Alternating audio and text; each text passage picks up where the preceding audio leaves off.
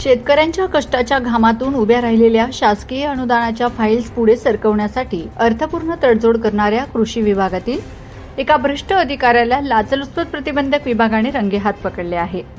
पिंपरी तालुका जिल्हा धुळे येथील तालुका कृषी कार्यालयातील कृषी पर्यवेक्षक कैलास रामदास तेले वय 49 याला 28,000 रुपयांची लाच स्वीकारताना धुळे शहरातील जय हिंद चौकात आज अटक करण्यात आली। तक्रारदार यांची शिरूर तालुका जिल्हा धुळे येथे ठिबक सिंचन साहित्याची विक्री करणारी फर्म आहे। परिसरातील अनेक शेतकरी त्यांच्याकडून ठिबक साहित्य खरेदी करून शासनाच्या महाडी बीटी पोर्टलवर अनुदानासाठी अर्ज केला होता।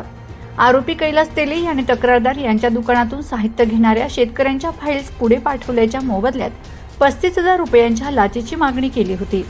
यापूर्वीच त्यांनी 10,000 रुपये हडपले होते आणि उर्वरित 25,000साठी तकादा लावला होता। त्रस्त झालेल्या दुकानदाराने धुळे एसीबीकडे तक्रार नोंदवली। धुळे एसीबीच्या पथकाने जय हिंद चौकात सापळा रचला। ठरल्याप्रमाणे तक्रारदार यांच्याकडून 28,000 रुपयांची लाचेची रक्कम स्वीकारताना पथकाने कैलास तेले याला रंगेहात बेड्या ठोकल्या। या प्रकरणी देवपूर पोलीस ठाण्यात गुन्हा दाखल करण्यात आला आहे।